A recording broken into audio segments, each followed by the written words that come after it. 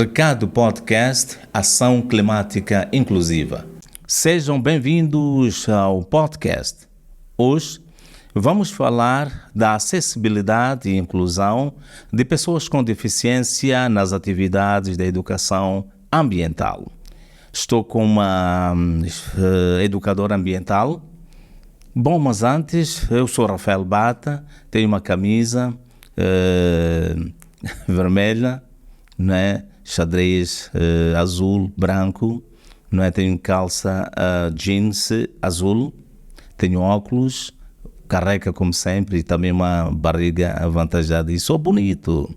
Seja bem-vindo a Malceda Gaveta. Como já foi anunciado, o meu nome é Malceda Gaveta.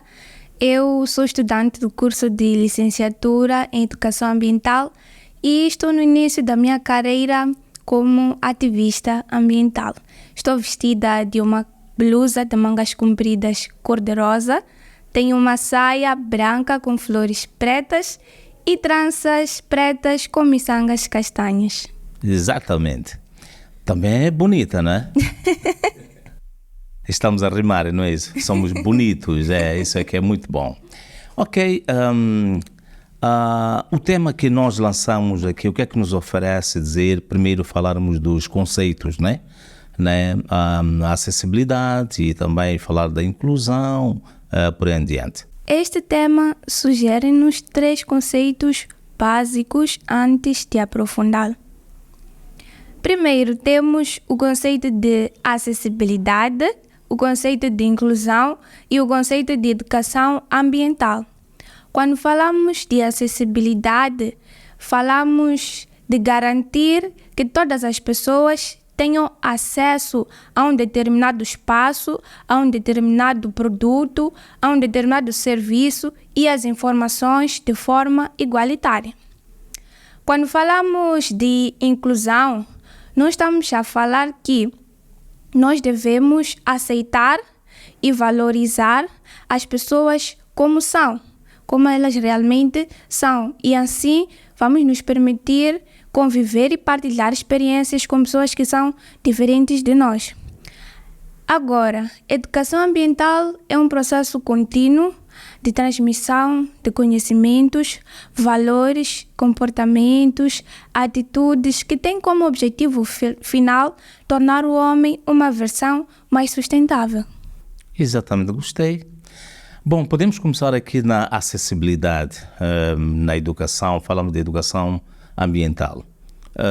Como é que as pessoas com deficiência podem aceder a essas atividades da educação ambiental?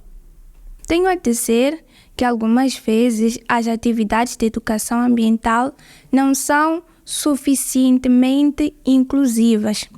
Por exemplo, tem-se realizado campanhas de recolha de resíduos sólidos nas praias. Mas será que estes espaços onde são realizadas as atividades de educação ambiental são suficientemente inclusivos para atender necessidades de pessoas com deficiência física, por exemplo? Esta é uma pergunta que nos faz refletir e daí emerge a necessidade de que a educação ambiental seja inclusiva. Assim teremos uma educação ambiental inclusiva. Bom, dentro das atividades que têm desenvolvido, já tiveram casos em que pessoas com deficiência estiveram lá, principalmente com deficiência físico-motora nesse caso. Então, como é que podem também fazer parte dessas atividades? Bem, eu ainda não participei de uma atividade em que estivesse lá uma pessoa com deficiência físico-motor. Entretanto, proponho que se utilizem ou se elaborem instrumentos, por exemplo, de recolha de resíduos sólidos que ajudem essas pessoas a recolher sem precisar se deslocar. Por exemplo, podemos fazer uma espécie de paus, mas uns paus que podem catar o lixo e armazenar num sítio. Paus suficientemente compridos para eles não terem de se deslocar muitas vezes, mas também que sejam suficientemente afiados para para pegar aquele lixo e tirá-lo para um lugar adequado. Como um anzol, por exemplo. Sim.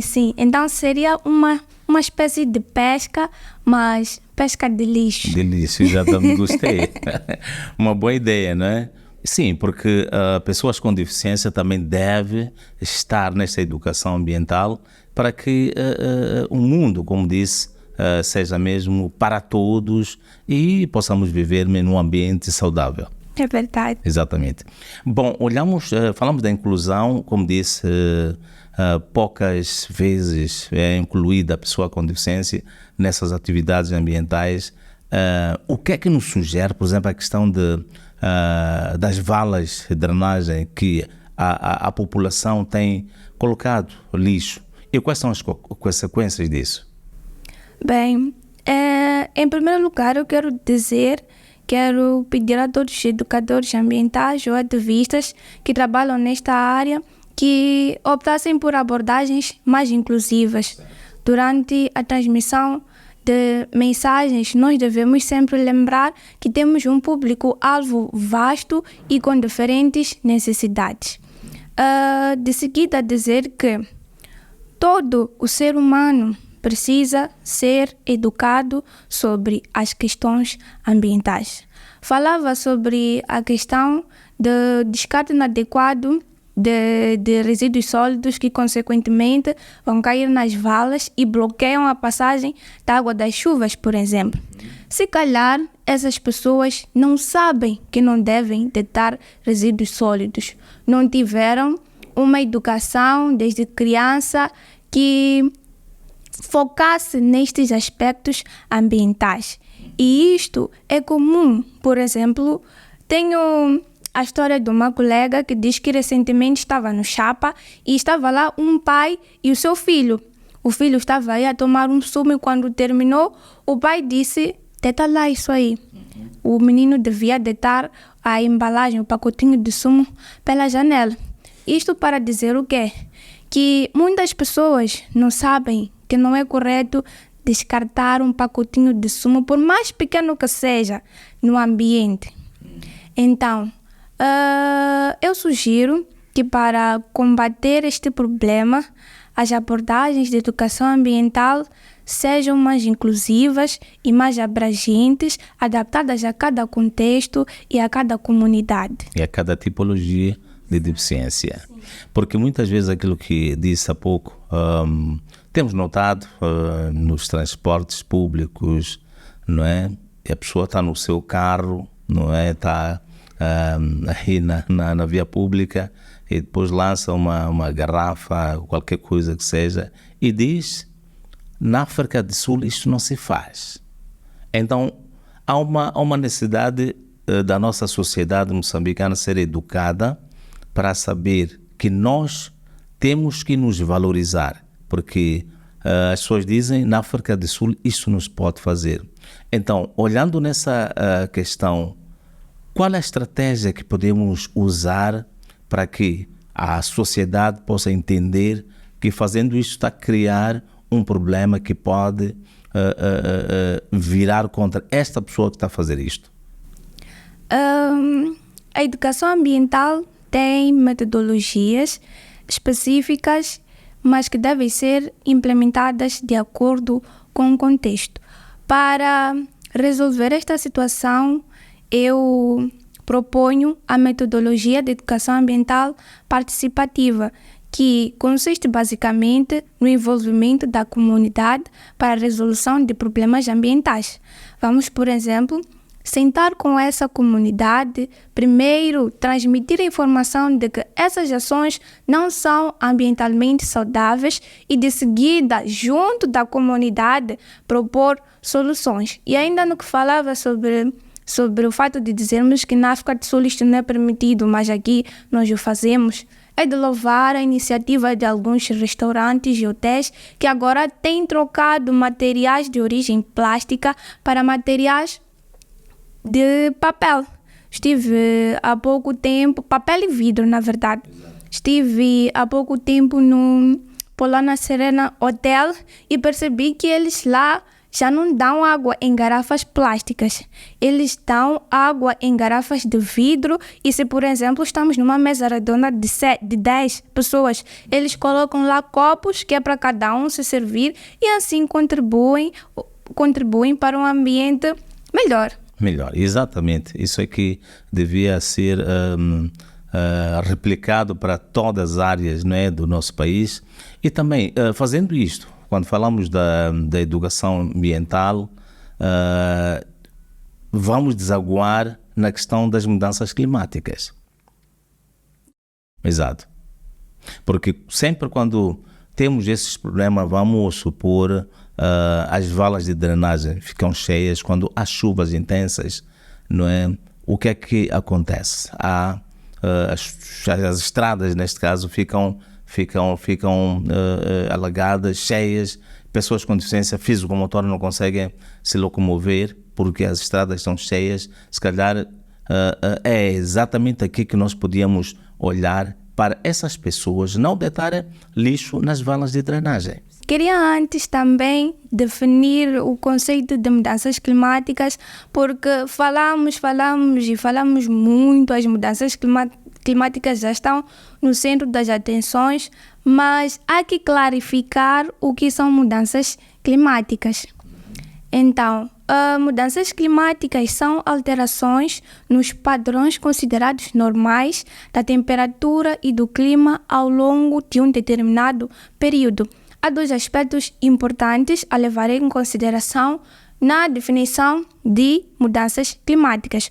O primeiro é que são alterações na temperatura e no clima. Que tipo de alterações acontecem na temperatura? Quer dizer que a temperatura média anual do planeta Terra, ou mesmo em específico de Moçambique, ela vai sofrer alterações. Os números podem aumentar ou diminuir e, consequentemente, haverá ou muito frio ou muito calor.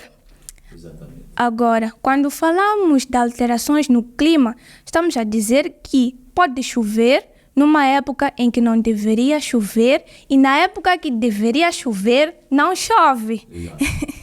E o segundo aspecto que também temos de ter em consideração quando definimos mudanças climáticas é o fato de que as mudanças climáticas devem ser observadas a um longo período de tempo. Por isso que ainda na definição nós devemos incluir este período temporal, porque não é só porque choveu hoje, amanhã não choveu, já estamos diante de mudanças climáticas. Não. E as Nações Unidas dizem que para uma alteração na temperatura ou no clima ser definida como mudança climática, esta deve ocorrer num período de pelo menos 30 anos. Uhum. Mas essas informações, outras pessoas que não conhecem, por exemplo, falamos aqui dessas questões que vão nos levar a essas mudanças climáticas, questões ligadas ao aquecimento global. Então, tem que ser disseminado essas informações, principalmente para educadores, não é, ambientais nas comunidades. Sim.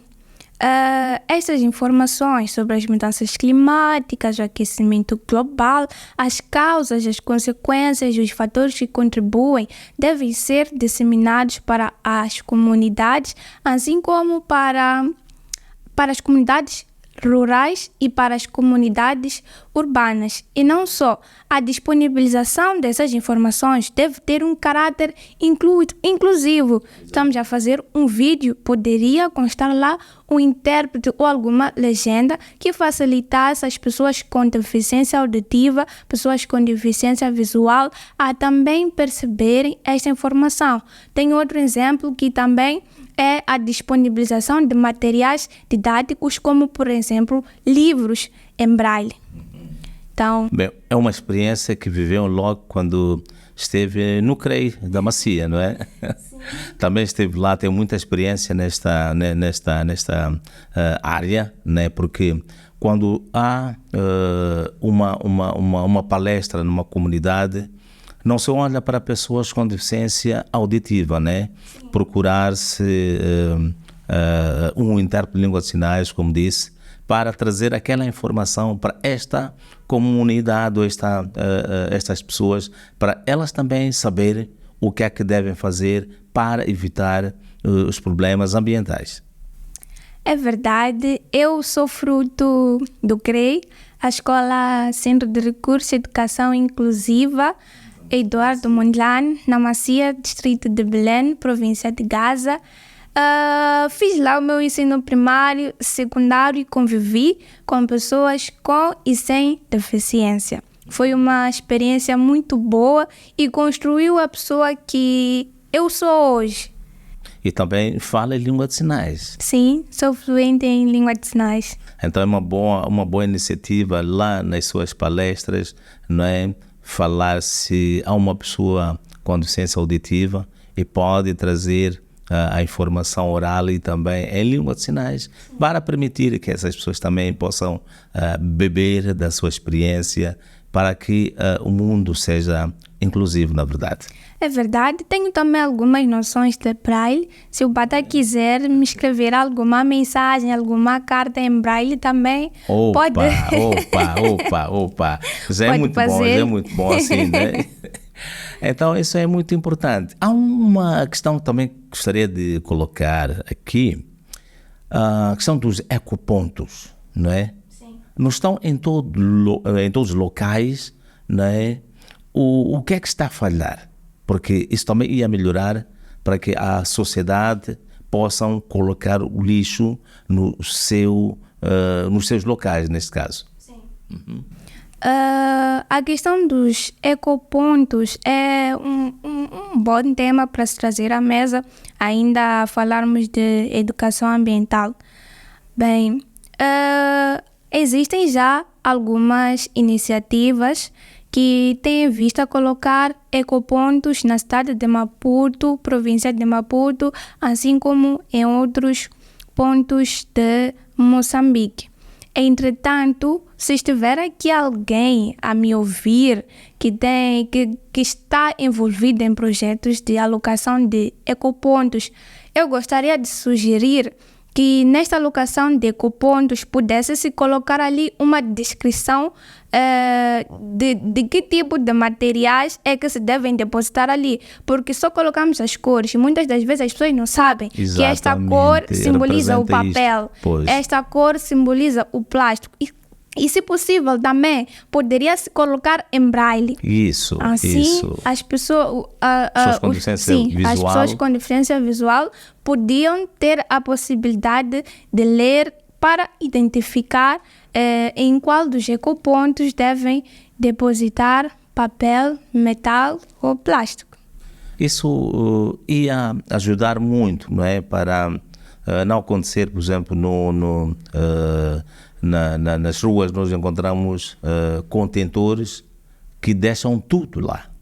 Então aquilo cria um mau aspecto e quando chove, então é muito complicado e pode trazer algumas questões ligadas a doenças hídricas, não é? Sim. Exatamente. Então isso falou também de colocação desses ecopontos, né? Mas o que é que estaria a falhar? Será que o nosso governo não percebe que isso ajudaria bastante? Eu tenho a dizer que, na verdade, o governo tem feito esforços para fazer isso, só que não é uma coisa que vai acontecer daqui para aqui, porque exige investimento, exige um mapeamento de quais são as áreas prioritárias e quais são as áreas que já têm os ecopontos disponíveis. Então, o governo está, na verdade, neste mapeamento para ver quais são as áreas disponíveis e qual seria o investimento necessário para colocar os ecopontos. Está a avaliar quais são as possibilidades que tem. Se os ecopontos devem ser de papel? Não. De ferro. Exato. Os ecopontos podem ser de ferro ou de um outro tipo de material. E ainda nesta análise dos materiais, eles também tendem a ver qual dos materiais é que vai sair mais caro, qual dos materiais é que vai sair menos caro. Exatamente. Menos caro, sim. Pois. Bom, muito bem. É uma questão muito, muito, muito importante mesmo. Mas voltando à questão das atividades, né, da educação ambiental para pessoas com deficiência. Outras pessoas não entendem que, deixando de qualquer maneira a questão do plantio das árvores, né, quando cortam, pode criar também outros problemas para o ambiente. Sim. E essas pessoas, por exemplo, pessoas com deficiência auditiva, porque não têm essa informação disponível, ou, né, as pessoas que vão lá nas comunidades, nas palestras, não trazem esta informação em língua de sinais, ou não contratam um intérprete de língua de sinais para trazer essa informação a estas pessoas com deficiência auditiva, e também não são convidadas essas pessoas para fazerem parte dessas palestras. Percebe, né? É um assunto. Sim. Eu tenho a dizer que, na verdade, nós temos melhorado muito no aspecto da educação ambiental inclusiva. Decorreu recentemente a segunda conferência local de crianças e jovens sobre mudanças climáticas. E para participar desta conferência, houve um processo de candidatura, onde no inquérito da candidatura perguntavam lá se tem deficiência ou não, e depois especificava qual é o tipo de deficiência. Eu penso que com este exemplo que eu estou a trazer, já mostramos os esforços que estão a ser realizados para a inclusão dessas pessoas. Para a inclusão dessas pessoas nos espaços de debate. Sim, e ainda mesmo eu tive a oportunidade de participar da segunda conferência local de crianças e jovens para as mudanças climáticas, e um dos pontos que mais foi discutido lá foi a inclusão. Para ver que os nossos ouvidos, os nossos olhos, as nossas mentes já estão atentos para esta questão. Exatamente, por isso que há aquele lema: água mole em pedra dura, bate até que fura. Queremos furar ainda mais para que toda a sociedade possa mesmo entender que é preciso incluir, é preciso também olhar para todas as tipologias quando se fala de palestras nesta componente das mudanças climáticas, da educação ambiental. Pois. Muito bem. Quando nós trazemos este assunto, ou seja, quando neste encontro que participou, quais são as tipologias que estiveram lá neste encontro? Neste encontro, infelizmente, eu não consegui ver alguém com deficiência, talvez porque não prestei atenção, esteve lá e não viu, mas tenho a dizer que tivemos lá um grupo teatral que apresentou uma peça chamada Plasticidade em Língua de Sinais. Foge-me agora o nome do grupo, mas com isso eu pude perceber que eles queriam fazer arte, mas uma arte inclusiva. Isso foi algo que me chamou muita atenção durante a conferência. Exatamente, se calhar, neste ponto aqui, as pessoas com deficiência, se calhar, nem tiveram conhecimento deste encontro, não é? De como também poder entrar no mesmo, né? Se calhar pecou nesse aspecto. Bom, a nossa conversa ainda parece que o tempo corre muito, não é? Mas já chegamos ao termo da nossa conversa, né? Últimas considerações. Por fim, queria dizer a todos os educadores, todos os ativistas ambientais, assim, que é aqueles que trabalham na área e têm a responsabilidade de transmitir alguma informação, vamos tornar as nossas abordagens, assim como atividades mais inclusivas, incluir e incentivar a participação de pessoas com deficiência. Também quero agradecer a todos aqueles que direta ou indiretamente contribuem para o meu crescimento, desenvolvimento pessoal, assim como profissional. Mando beijinhos e abraços para todos vocês e muito obrigada. Recebi o beijinho e muito obrigado mesmo. E estamos a fechar. Muito muito obrigado e sucesso na sua carreira. Então, nós agradecemos aqui os nossos parceiros, FAMOD, a CAMO e também a DEMO, e agradecer ao Zaide que tem financiado o projeto Recado e também financia este podcast que nós estamos aqui a conversar com os nossos convidados. E sou Rafael Bata, até o próximo podcast.